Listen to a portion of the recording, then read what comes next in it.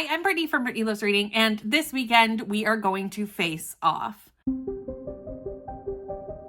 This weekend is the face-off weekend for the Amazing Readathon. The Amazing Readathon was made by Brianna from Four Paws in a Books. I will leave all the information for that down below. I am a co-host for Team Sci-Fi with Zoe, and we are having a fabulous time racing around the world. But this weekend we're kind of stopping.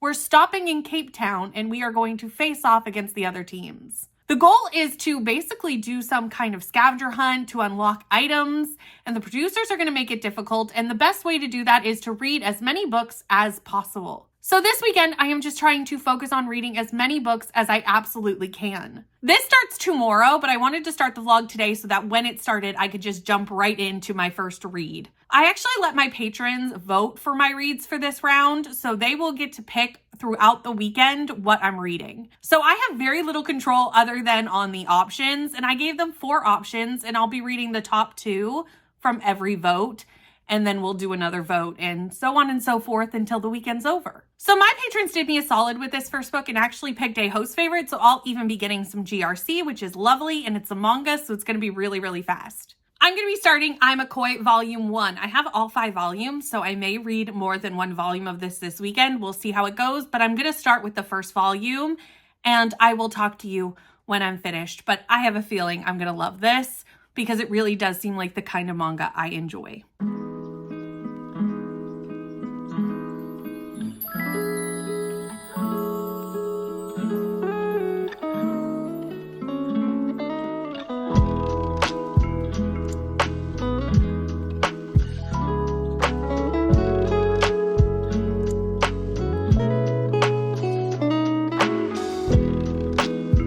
So we are about 5 hours into Face Off at this point, and I have finished 3 books, so I need to talk to you and update you. So I have read I'm a Koi Volume 1, and I've also read I'm a Koi Volume 2. So I have read both volumes at this point, so I'm just going to talk about them both kind of together. This couple is so cute. They are really, really cute. They meet on the bus. He protects her from kind of like a mob and some creepy people on the bus, and they start talking, and then they start dating. And honestly, their relationship just makes me kind of want to squeal every once in a while. Like, it's so cute. It's very squeal worthy. It's very wholesome. It's very cute. And I gave both of these 4 stars, and I think I'll probably read all 5 volumes throughout the weekend that I have.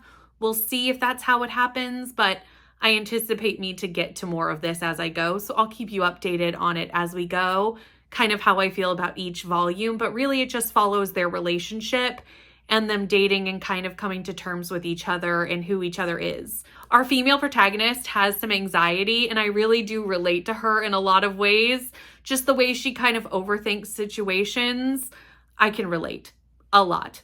And I really like seeing her in this book. I also read Artificial Intelligence, which is the second book in the Murderbot series. And unfortunately, I know this is a really well-loved series, but I just did not connect with this book.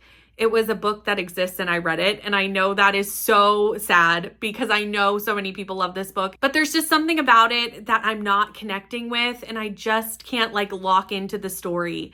I think I would like it if it was longer, and I know some of them further down do get longer, so maybe that would work for me, but right now I think I'm just going to take a step away from the series because I just don't think it's what I love in sci-fi. For some reason, it's not connecting. And honestly, I can't really even put my finger on why. I was just very one note about the book. So I'm going to come back to this maybe at a later date and maybe try again. But right now, it's a 3-star read, unfortunately. I'm about to jump back on sprints. The timer's about to run out, so I have to go over there and do that. And the next book I'm going to start is Below Zero by Ali Hazelwood. I am trying to finish up the last few Ali Hazelwoods that I have to read for an upcoming video. So the 2 novellas that I have left, I'd love to get to this weekend. So this is the next one that I'm going to be doing.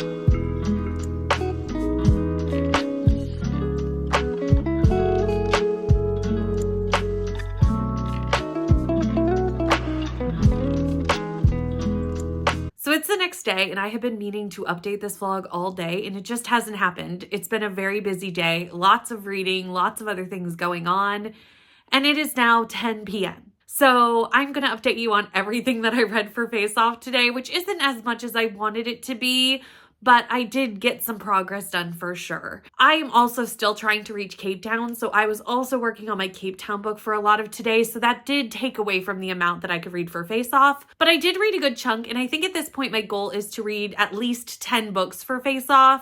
If I can get more than that, that's awesome. But while also reading Cape Town, I think 10 is a good amount while also still trying to reach my city. So obviously, last time I talked to you, I was working on Below Zero by Ali Hazelwood, and I adored this book. I adored this novella. I gave it 5 stars. I really, really liked it. I will say at the beginning, it kind of made me cackle a little bit because I have read one of the other novellas by Ali Hazelwood at this point, and they're stuck in an elevator. And in this one, someone is stuck in a crevasse, like in the snow in Norway during the middle of a snowstorm. And it just seemed kind of funny that like both books had them stuck in something. That made me cackle a little bit. And at first I was like, oh, that might be too similar. And I didn't love that one as much. But the characters in this one really stood out, really worked for me. And I gave this book 5 stars. Just loved it. So in this book, we follow Hannah. Hannah is now stuck in a hole in the ground in a crevasse.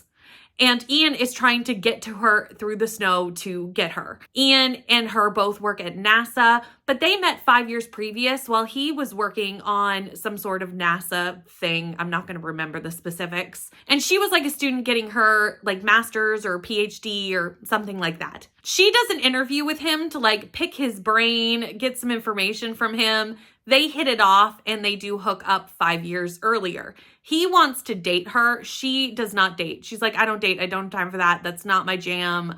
I just do casual. He does not want to do casual, so they just decide to not continue, all on good terms. 4 years later, she starts working at NASA. They meet up again. They don't hook back up, but they are cordial to each other when they see each other in the hallways, and they flirt and have some banter. He, however, vetoes her project to go to this Norwegian thing to do whatever she's doing there. Obviously, she's now in Norway, and she's now stuck in a hole, and he saves her from that, and a romance kind of happens through these little instances throughout a 5-year journey. Hannah was really fun. She was a really fun character. And Ian, oh my goodness, I think that's really what got 5 stars was Ian. I loved Ian so much.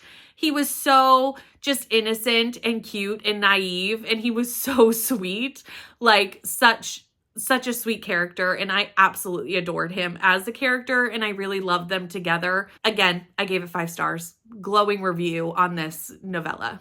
Throughout the day, I have worked my way through the rest of I'm a Koi that I currently have. I read volumes 3, volumes 4, and volumes 5. I've already talked about these through this vlog, so I'm not going to go in depth on what this is because it's already in here. This couple is so cute. They're squeal-worthy. I gave them all 4 stars. I've already put more on hold from my library because I need to read more of these, and I want to get more of them done throughout the month as we continue through the amazing readathon. Lastly, I read Mooncakes. This is such a cute graphic novel. It follows our 2 main characters who are, I'm horrible with names, Nova and Tam. Nova is living with her grandmothers and they run like a witchy shop. She is a witch, and Tam grew up in this city but has left many, many years before and is now coming back.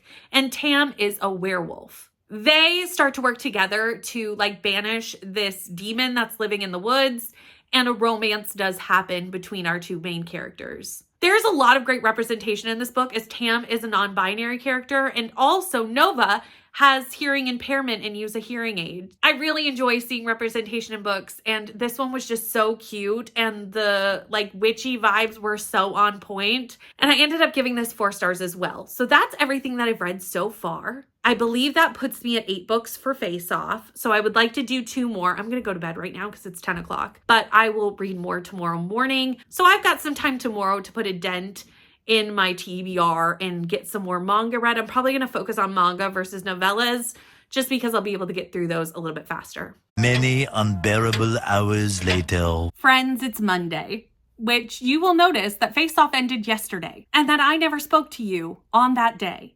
There are many reasons for this. One, the morning was much busier than I anticipated. I went for groceries. We had some Father's Day stuff going on. The morning was very busy and I only read one book. Faceoff ended and I went to kind of like wrap that up, come down here, talk to you.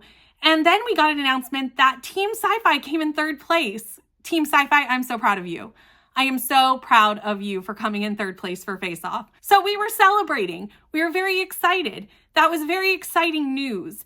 And then very shortly after, we got another announcement. That was not as exciting for Team Sci-Fi, that the teams had U-turned us. And I had to pivot and I had to, be with my team, and we were brainstorming and we were making up solutions, and we were very, very busy from that. And once that was all done, I did not think to pick up a camera. So here we are, it's Monday. I'm going to close out this vlog, but I had to tell you about the last book that I read. The Exception to the Rule by Christina Lauren. This was so cute. I gave this 5 stars. I'm doing really well this weekend with the romance novellas. This is very much You've Got Mail. And since I love that movie, this book was a win-win. This follows Callum and Tara. They email each other at the age of 16 by mistake. Callum emails Tara thinking that he's emailing his teacher and inquiring about an assignment. Tara emails back and says, look, it's not your teacher. Sorry, I'm also a student. They don't exchange names though, and the email addresses are very vague, so it doesn't give away their names. They actually send these emails on Valentine's Day and kind of chat back and forth about Valentine's Day for a second. A year later, they reach out through email again just to say Happy Valentine's Day and kind of see how each other is doing a year later, and they do this for 10 Valentine's Days. Just talking on Valentine's Day. And eventually, obviously, a romance happens. It is mostly multimedia, but the last 30% is actual written text. I really like multimedia books, so that even made it more something that I like.